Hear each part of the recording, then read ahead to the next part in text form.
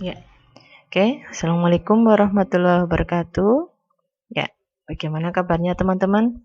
Ya, tetap semangat ya. Untuk kali ini, pertemuan kedua kita membahas tentang bakteriologi dasar ya. Jadi kemarin kita sudah belajar tentang apa itu mikrobiologi ya, cabang ilmu mikrobiologi dan sebagainya. Sekarang kita membahas tentang bakteriologi dasar. Apa sih itu bakteri gitu ya? Teman-teman mungkin pernah dengar bakteri Clostridium tetani, nah, apa gitu bakteri bikin penyakit. Nah, tapi kalau setelah kita belajar tentang bakteriologi, bahwa ternyata tidak semua bakteri itu jahat ya. Jadi ada juga bakteri yang menguntungkan manusia ya. Jadi mari kita pelajari ya. Oke, yang selanjutnya, teman-teman nanti tolong absen ya. Ya, ini apa? Ya, mohon maaf ya. Tadi saya kuliahnya sambil di rumah sambil nyopin anak, jadi mohon maaf disambi. Jadi kita lanjutin ya. Untuk pengantar ya, jadi maksudnya gini, bakteri itu berasal dari kata bakterion ya. Nah, ini artinya itu small rod ya, batang kecil ya. Jadi memang sebagian besar bentuk bakteri itu bentuknya batang ya, basil gitu ya. Ini merupakan organisme mikroskopis ya, yang tersusun atas satu sel. Jadi memang rata-rata bakteri itu bentuknya cuma satu sel kecil banget ya. Jadi mikromili gitu ya, mikromili. Jadi bentuknya memang kecil banget, kadang-kadang nggak terlihat oleh kasat mata. Jadi bakteri ini hebat karena dia bisa beradaptasi, cepat banget beradaptasi di berbagai habitat. Jadi dia biasanya di apa? Misalnya bakteri yang berada di lingkungannya lembab ya, dia bisa beradaptasi kalau berpindah hostnya ya, ini dia bisa berpindah ke tempat yang kering gitu. Berkembang biak dengan membelah diri seperti sel. Jadi tadinya satu sel membelah jadi 2 sel, 3 sel berbanyak, akhirnya jadi satu koloni ya, satu kelompok. Bersifat parasit. Ya, jadi memang dia parasit. Jadi dia parasit pada inangnya ya. Jadi dia nggak bisa menghasilkan energi sendiri. Jadi dia energinya itu dari inangnya gitu. Inangnya siapa ya? Manusia, ya hewan gitu, macam-macam. Terus bakteri ini bisa dibedakan jadi gram negatif sama gram positif.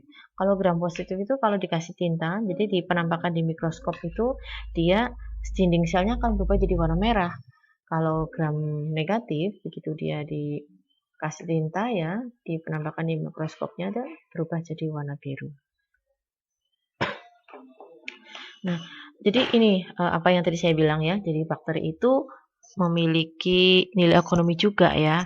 Jadi bisa untuk pengobatan. Dengan kita tahu sifat-sifat dari bakteri itu melalui pelajaran bakteriologi, kita bisa mengetahui oh bakteri ini mati kalau dikasih A. Oh bakteri ini mati kalau dipanasin. Oh bakteri ini mati kalau dibekukan. Nah, gitu. Jadi kemarin teman-teman yang praktek itu yang melakukan desinfektan itu jadi salah satu cara untuk membunuh bakteri dengan kimiawi gitu ya. Terus higien. Jadi dengan kita mempelajari bakteriologi kita bisa tahu oh kalau bakteri itu bisa mati atau virus itu bisa mati dengan cuci tangan hand wash gitu ya. Menggunakan hand soap. Jadi kadang ada juga bakteri yang tidak mati dengan hand sanitizer. Jadi memang lebih baik kalau kita tetap cuci tangan gitu ya. Terus pertanian dengan pupuk, urea dan sebagainya. Industri terutama industri fermentasi. Jadi susu yogurt ya. Kemudian tape gitu ya. Jadi tempe itu adalah ulah dari bakteri. Nah, kita paham ilmu itu. Oke.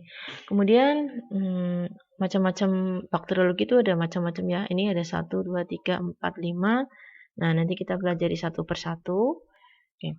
Sekarang klasifikasi dari bakteri.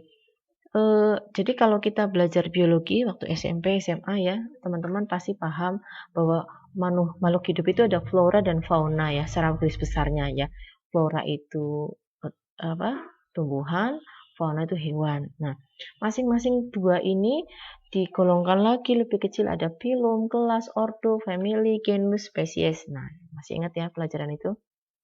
Nah, kalau flora atau tumbuhan itu menurut Berge itu dibagi menjadi protopita, talopita, bryopita, pteridopita, spermatopita. Nah, ini macam-macam.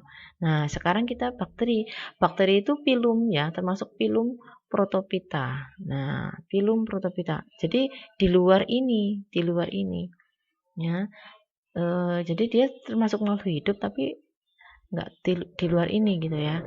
Nah, protopita ini dibagi jadi 3 kelas, yaitu kelas Schizopicae ya, terus kelas Schizomycetes, Microtatopites. Nah, sekarang kita lihat bakteri ya. Ini kalau bakteri ini kayak makanan apa ini ya? Kroket gitu ya, enak banget ya. Tapi ini sebenarnya bakteri. Jadi bakteri ini kalau dilihat itu, nah ini kapsul ya. Kapsul ini yang kalau dikasih tinta itu, ini kalau yang gram positif warnanya biru tadi ya, gram merah ya, gram dikasih gram. Ini kalau negatif jadi merah. Oke. Terus ini, jadi kapsul ini yang kalau kapsul ini yang melindungi tubuh atau sel dari bakteri ini. Jadi dari antitoksin ya, jadi antitoksin. Kalau misalnya dikasih zat kimia, dia tahan gitu, bisa beradaptasi, lama-lama dia bisa tahan gitu. Contohnya kayak pemakaian antiseptik yang berlebihan, lama-lama mungkin bakterinya bisa aja dia kebal gitu ya. Atau pemakaian antibiotik yang tidak sesuai anjuran dokter, lama-lama dia bisa beradaptasi. Nah, kapsul atau ini sitoplasmanya dia bisa menahan antibiotik tersebut. Oke, yang pertama kita bahas satu persatu, dinding sel ya. Ini dinding sel. Dinding sel itu terdiri dari kapsul ya. Nah, terus luarnya ini membran sel ya. Jadi ada peptoglykan ya. Isinya itu memang glukosa ya. Jadi memang sel itu kebanyakan glukosa sama cairannya gitu. Kemudian dari kapsulnya ini ya, licin ya, yang biar dia merupakan barrier atau untuk mempertahankan diri ya dari antitoksin yang keluar dari inangnya. Jadi kalau tubuh kita dimasuki bakteri melalui port entry atau melalui luka atau sebagainya, sebenarnya tubuh kita itu menghasilkan antitoksin ya, sehingga kalau kita daya tahan tubuhnya bagus, bakteri itu akan mati gitu. Tapi kalau kita memang daya tahan tubuhnya lagi nggak bagus ya, bakterinya tetap menang. Oke, terus ada membran sel ya, ada sitoplasma dan nukleoid. Ini Anda baca sendiri ya. Jadi nah nukleoid DNA ini yang dari ilmu bakteriologi itu untuk mengetahui bahwa bakteri ini kita bisa paham, bakteri ini bisa dikembangbiakan ya. Jadi kita bisa melakukan peternakan, istilahnya kayak peternakan bakteri gitu ya. Ya, jadi contoh pada pertanian gitu ya, pada ragi tempe dan sebagainya, ragi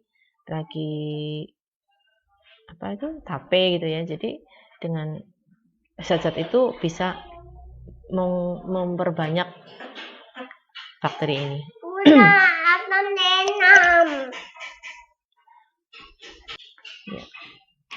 Untuk selanjutnya adalah flagel. Nah, flagel ini adalah dia bergerak. Jadi untuk alat bergerak, bantu gerak dari bakteri ini.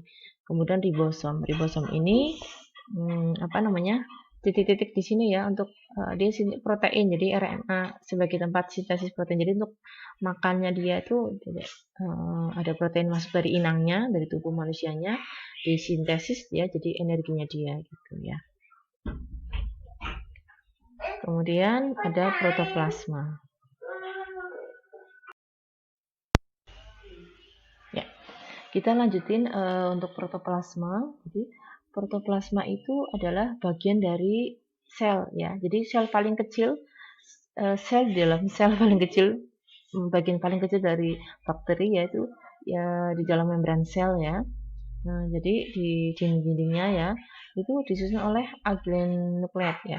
Jadi protoplasma itu ada terdiri di situ ada kromosom, ada ribosom, dan jadi kalau spesies yang lain juga ada vakuola, gas ya, granula. Jadi protoplasma itu ibaratnya intinya dari bakteri ya.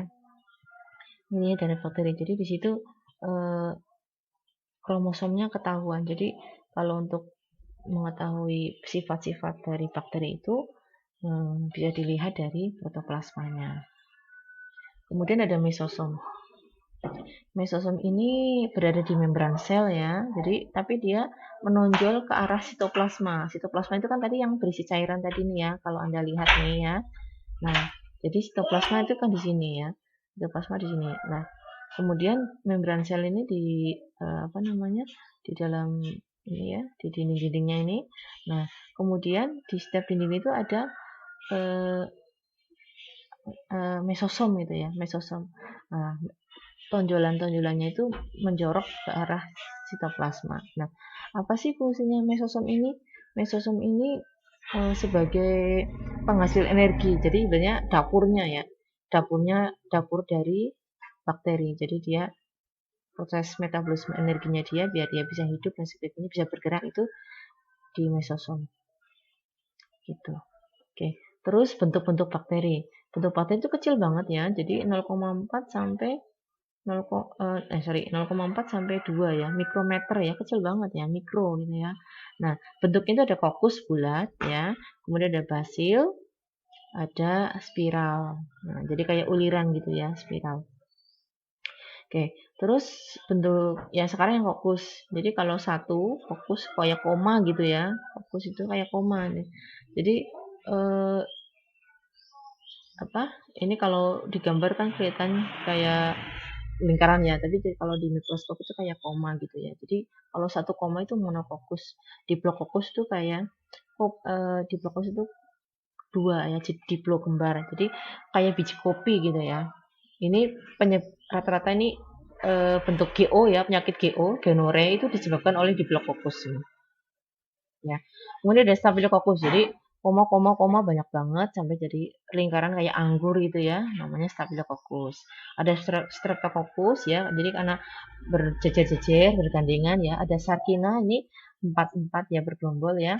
Terus ada juga yang tetrafokus ya, tetrafokus 4. Nah, sekarang yang basil. Basil itu yang satu monobasil. Kalau yang satu kokus tadi monokokus ya. Diplococcus ini diplobasil. Basil itu batang. Nah, monobasil itu yang penyebab TBC ya. Jadi penyebab TBC kan Mycobacterium tuberculosis ya. Jadi bentuknya itu dia batang. Ini seperti ini. Jadi kalau dilihat di mikroskop itu bentuknya batang-batang kayak gitu. Tinggal nanti pewarnanya biru atau merah, tergantung dari gram positif atau negatif. Kemudian ini ada streptobacil ya. Jadi ada streptococcus kalau 4 koma ya. Jadi sekarang ini batang jadi 4 streptobacil. Jadi sekarang spiral. Nah, ini kalau spiral ada namanya vibrio ya. Ini bentuknya seperti ini ya. Klungker-klungker gitu ya. Jadi ini kan di foto seperti ini, tapi kalau dia bergerak klungker-klungker kayak gitu ya. Kemudian ada spiral, bentuknya spiral seperti ini. Ada spiroseta. Jadi spiral tapi panjang gitu ya.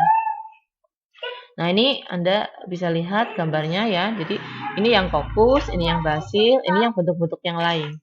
Ya, jadi vibrio ya, yang spiral tadi ya. Ada club rod ya, bentuknya kayak gini ya. Jadi kalau teman-teman lihat aslinya mungkin nanti karena lagi corona ya, kita nggak bisa praktikum di laboratorium ya. Jadi mungkin teman-teman bisa melihat sendiri penampakan gram negatif itu seperti apa, penampakan gram positif seperti apa di YouTube mungkin ya. Nanti mungkin kalau ada kesempatan saya bantu cari, teman-teman juga tetap cari. Kemudian alat gerak. Jadi bakteri itu di dalam tubuh itu bergerak ya. Jadi dia berpindah-pindah. Nah, alat geraknya apa? Gunanya alat geraknya dia gunain apa? Gunain flagel ya. flagelnya itu banyak, ada yang cuma satu, ada yang cuma dua, ada yang banyak banget ya. Kalau ngelihatnya itu ngeri gitu ya. Itu binatang seperti itu ternyata di dalam tubuh kita gitu. Nah, ini lihat. Jadi kalau yang nggak ada flagelnya namanya atrik ya. Jadi kayak bulu getar gitu ya. Jadi bulunya itu dia bergetar, akhirnya dia bisa berpindah-pindah. Nah, monotrik, lopotrik ya, amfitrik, peritrik. Nah, amfitrik itu yang kanan kirinya di ujungnya itu ada ini ya, ada flagelnya. Nah, sekarang pengaruh lingkungan terhadap bakteri. Jadi, lingkungan yang bagaimana yang bisa mempengaruhi bakteri. Ilmu ini kita akhirnya bisa mengetahui bagaimana kita bisa membunuh bakteri Mycobacterium tuberculosis, Spirochaeta dan sebagainya. Kita bisa tahu dari suhu, dari kelembaban dan cahaya. Jadi sifat-sifat bakteri itu tergantung dari ada bakteri yang dia di suhu dingin tetap hidup, ada juga bakteri yang di suhu panas, di suhu dingin sebentar aja dia langsung mati. Makanya kalau ada bakteri itu cara membunuhnya gimana? Dengan dibekukan kayak gitu. Kan ada pernah dengar ya yang masalah ayam apa gitu ya. Dengan ayam bakteri yang berada di ayam akhirnya masal itu makan ayam terus jadi meninggal kena diare semua, ternyata di ayamnya mengandung bakteri apa gitu, saya lupa di berita. Hanya memang cara memasak ayam itu memang harus dipanaskan lebih dari 60 derajat 60 derajat jadinya mati semua. Jadi jangan kalau masak bikin sate atau sate ayam itu kalau bisa jangan setengah matang. Jadi memang harus matang. Masak telur pun nggak boleh setengah matang ya kalau dilihat dari kesehatan. Jadi memang harus yang matang. Oke, kemudian dari kelembaban, ada yang tempat yang kering, ada yang lembab. Nah, di kamar mandi atau tembok yang dingin-dingin itu biasanya ada jamur-jamur, nah itu banyak bakterinya gitu ya. Nah, atau cahaya. Nah, sekarang suhu. Ya, jadi ada yang kuat di suhu dingin, ada yang kuat di suhu panas. Kalau bakteri yang kuat di suhu dingin, dia harus dipanaskan. Kalau bakteri yang kuat di suhu panas, dia harus dibekukan kayak gitu ya. Jadi paham ya. Ini ada sklorofil, ada mesofil, ada termofil. Sekarang kelembaban. Pada umumnya, bakteri itu memerlukan kelembaban yang tinggi. Jadi tempat-tempat yang lembab itu biasanya bakterinya banyak. Kenapa? Jadi bakteri itu butuh kelembaban sekitar 85%. Kalau dia lembabnya kurang atau tempat yang kering, jadi air itu fungsinya untuk di protoplasma itu ya yang di cairan tadi itu yang di dalam bakteri itu ada cairannya namanya protoplasma itu fungsinya tuh dia bisa metabolisme, bisa menghasilkan energi, bisa hidup. Nah, kalau dia lembabnya kurang atau bakterinya kering, dia bisa mati gitu. Cahaya tadi. Jadi cahaya itu di tempat yang terang. Jadi memang bagus itu ruangan itu tidak boleh lembab, tidak boleh gelap, jadi harus yang terang dan kering gitu ya. Nah, ini sebagai dasar sterilisasi dan pengawetan bahan makanan. Jadi kalau untuk bahan makanan biar awet ya di tempat yang contoh dengan garam, dengan cahaya dan sebagainya. Di tempat biasanya di gudang-gudang makan dia harus terang gitu ya. Tidak boleh lembab. Kalau lembab banyak bakterinya. Nah, sekarang peranakan bakteri. Jadi gimana sih caranya? Peranakan. Peranan. Jadi gimana sih caranya biar kita tahu mana sih bakteri ini bermanfaat atau tidak ya? Nah, kita bisa lihat nih. Bakteri yang menguntungkan ya. Bakteri yang menguntungkan contohnya adalah bakteri pengurai. Nah, biasanya itu pada mayat ya. Jadi mayat bangkai itu jadi diurai ya. Nanti bisa pupuk dan sebagainya yang bisa dimanfaatkan oleh tumbuhan sekitarnya. Ini ada bakteri nitrifikasi, bakteri nitrogen. Nah, contohnya ini kaitannya dengan di dalam tanah ya, biar tanahnya jadi subur gitu ya. Kemudian ada nitrogen, senyawa yang di udara biar udaranya tetap segar, biar enggak keracunan dan sebagainya. Ya, sekarang bakteri usus. Nah, jadi di dalam usus kita itu makanan masuk, sampah gitu ya, yang udah nggak nggak udah dibutuhkan lagi, harus dibuang kan. Nah, peran siapa ini? Escherichia coli. Jadi di dalam usus besar kita banyak sekali Escherichia coli ya. Nah, itu tempatnya di usus. Jadi kalau di usus dia menguntungkan, tapi kalau di tangan kita jadi diare gitu ya. Jadi kalau dia berada di lambung dia jadi diare. Kenapa kok bisa di tangan kita ya? Kita cebok, tidak cuci tangan gitu ya. Jadi buang air kecil tidak cuci tangan gitu. Jadi akhirnya di Escherichia coli-nya nggak di usus tapi malah di apa namanya di perut gitu ya, di lambung gitu, di tenggorokan dan sebagainya. Kemudian Escherichia coli produksinya terlalu banyak, misalnya gimana ya? Bisa karena kita apa namanya yang menyebabkan Escherichia coli produksi terlalu banyak sehingga kita diare apa? Ya, banyak sekali, misalnya kita keracunan, sehingga ada tambahan. Jadi kemudian memakan makanan yang basi dan sebagainya. Kemudian bakteri penghasil antibiotik. Nah, jadi kita bisa mengenal antibiotik. Antibiotik ini bisa membunuh bakteri yang lain dengan kita mempelajari bakteriologi, tentunya Bacillus brevis, Bacillus subtilis, Bacillus polymyxa. Jadi dari bakteri-bakteri ini dia menghasilkan apa namanya zat-zat yang akhirnya bisa membunuh bakteri itu sendiri gitu. Ini dasar dari ilmu antibiotik.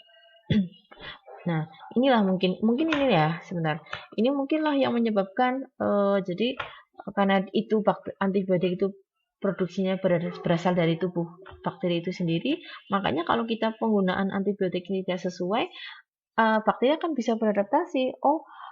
Itu misalnya gini, kita minum amoxicillin dosis dari dokter 3 hari harus habis, sehari 3 kali. Kita cuma minum 1 hari, ini aku sudah sembuh nih, udahlah obatnya udah aja.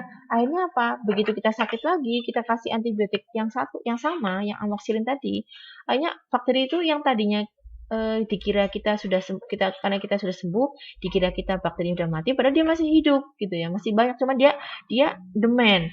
Jadi maksudnya dia diem aja di dalam tubuh kita karena daya tahan tubuhnya kita bagus. Begitu daya tahan tubuh kita turun dan bakteri itu masuk lagi, nah kita kasih amoxicillin atau ampicillin, bakteri itu kenal, oh itu amoxicillin yang pernah menghancurkan saya gitu misalnya gitu ya. Akhirnya apa? Dia membuat antibodi, membuat zat yang akhirnya dia bisa tahan terhadap amoxicillin itu, dan tetap dia bisa hidup, dia bisa berkembang biak. Akhirnya apa? Kita nggak sembuh dari sakit gitu. Nah, sekarang bakteri fermentasi ini, teman-teman mungkin paham ya, ada yogurt, ada mentega, ada terasi, ada asinan, sosis, kefir gitu ya. Ini adalah kita harus berterima kasih pada bakteri-bakteri ini ya, pahala nih, mudah-mudahan amal ibadahnya diterima gitu ya. Jadi ini ini nama-nama ini kalau lactobacillus, basil itu artinya berarti apa? Batang gitu ya. Streptococcus tadi ingat nggak? Streptococcus itu berarti berjejer 4 ya. Lactis, SP itu biasanya ini nama penemunya gitu ya. Jadi bentuknya tuh lactobacillus, tapi penemunya siapa gitu. Namanya seperti itu. Kemudian yang merugikan. Nah, yang merugikan ini bakteri perusak makanan. Nah, Clostridium botulinum ini pernah terjadi ya. Ini makanya teman-teman hati-hati kalau membeli produk makanan berkaleng ya. Kalau kemasannya sudah rusak, ya udah cembung, menggelembung atau sudah kempot dan sebagainya, tolong jangan dibeli. Karena apa? Siapa tahu makanan kaleng tersebut sudah rusak ya. Jadi akhirnya dia ada bakterinya di situ. Nah, ini beracun nih kalau makan itu jadi keracunan makanan gitu, keracunan kaleng gitu ya. Kemudian ada Pseudomonas cocovenenas. Namanya bagus banget. Ini tempe bongkrek ya. Tahun 1903 berapa gitu, 30-an ya. 1930-an itu terjadi wabah tempe bongkrek ya, karena mungkin pada saat 30 kan masa penjajahan ya. Jadi tempe yang sudah bongkrek pun tetap dimakan gitu, hanya tapi keracunan. Ya, jadi kemudian yang Leuconostoc mesenteroides. Nah, namanya susah banget ya. Oke, ini penyebab pelendiran makanan ya. Jadi makanan kalau sudah basi itu biasanya melendir gitu ya.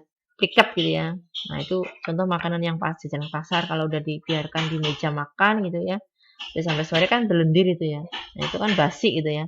Ini penyebab bakterinya. Kemudian ada bakteri denitrifikasi ya. Nah, ini apa namanya?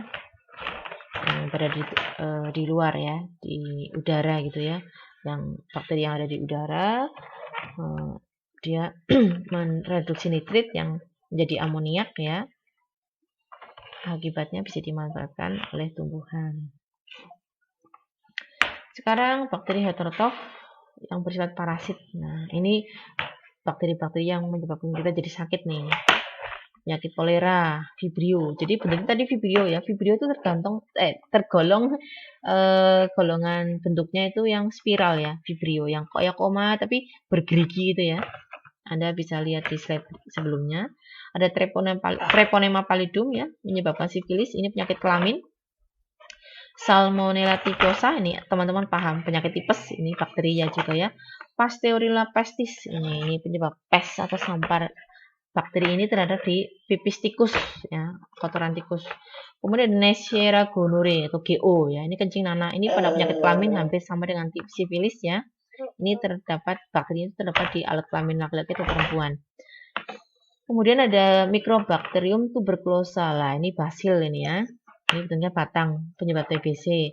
Ada Bordetella pertussis, ini batuk lejan. Ini bentuknya batang juga. Ini penyakitnya itu bisa batuk terus, batuk anjing atau batuk 1000 kali gitu ya. Karena kalau sudah batuk itu batuk terus gitu. Kemudian ada Cythopoga colimnaris, nah, pada ikan ya. Jadi keracunan ikan. Jadi jadi karena di laut mungkin banyak sampah dan sebagainya ya, pada buang sampah akhirnya parasit atau ikan yang sudah jadi bangkai gitu ya. Ini Salmonella colurum ya, pada ayam ya. Jadi ayam beraknya yang mencret gitu ya, itu ada Salmonella colurum, bahaya sekali. Santomono citri, kanker pohon jeruk ya, di pohon jeruk itu kehitam-hitaman itu ya, udah hitam dan putih ya, jadi harus dibersihkan dulu. Kemudian ini penyebab penyakit pada manusia, kolera, sifilis. Nah, ini Leptospira introgans, leptospirosis, lumpuh gitu, penyakit lepto ya. Bukan letoi bukan ya. Jadi kelumpuhan. Jadi karena di dalam tubuhnya ada bakteri yang bentuk spiral ya. Bentuknya spiral. Ini lepra, penyakit lepra. Kalau sekarang udah nggak ada lagi ya lepra ya. Nah, kemudian jenis-jenis bakteri tadi ya sudah ada heterotrof, ada autotrof ya. Jadi ada juga yang bakteri aerob sama anaerob. Bakteri anaerob itu berarti dia hidup di yang ada O2-nya. Kalau anaerob itu bakteri yang tidak hidup atau bisa hidup walaupun tanpa O2. Kalau anaerob contohnya adalah penyebab ini apa namanya? Usus infeksi itu loh.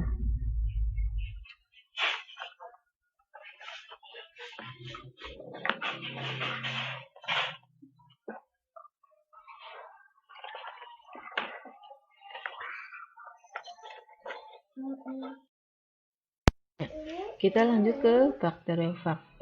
Maaf tadi saya salah. Jadi bakteri anaerob itu contohnya Clostridium tetani ya.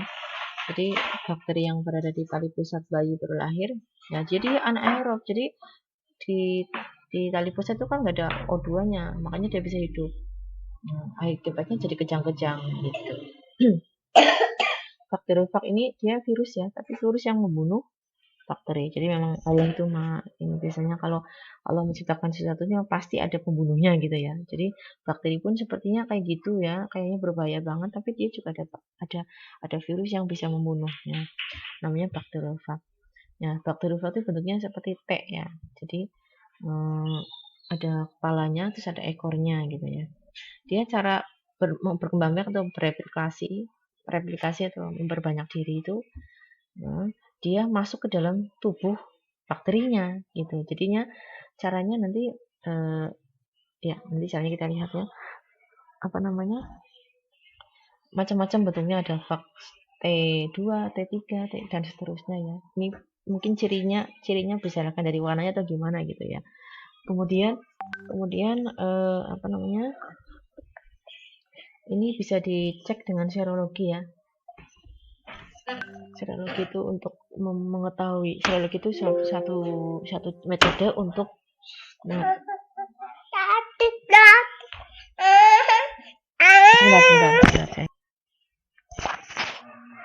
Ya, kita lanjutin. Mohon maaf ya tadi anaknya nangis ya. Jadi bentuknya itu tadi ya, bentuknya apa? Beberapa bentuknya itu ada fak T2 dan seterusnya ya. Kemudian ya. Kemudian apa namanya? Ini cara berkembang biaknya ya. Ini bentuknya seperti ini ya. Ini kayak robot gitu ya. Jadi itu animasi seperti robot ya. Nah, ini cara berkembang biaknya. Jadi virus fak ini ya, ini dia masuk ke salah satu bakterinya ya. Salah satu bakterinya dia masuk nih. Kemudian dia asam nukleatnya nih ini memperbanyak diri di dalam bakteri. Ya. Begitu memperbanyak diri, dia udah banyak, dia keluar. Nah, bakteri yang di dalam inangnya itu ini pecah ya, mati pasti. Nah, ini akhirnya dia banyak. Gitu. Dia keluar. Nah, jadi itu salah satu cara dia sambil membunuh bakteri ini, tapi dia juga memperbanyak diri gitu. Nah, ini bentuknya seperti ini. Di dalam bakterinya tampak seperti ini ya. Oke. Ya. Teman-teman sudah selesai ya. Untuk materinya udah habis slide-nya. Nah, jadi kalau teman-teman ada pertanyaan, silakan chat aja di Google Classroom ya. Kemudian untuk penugasan hari ini, tugas kemarin harusnya ini ya, membuat desinfektan zat kimia ya, desinfektan kimiawi ya.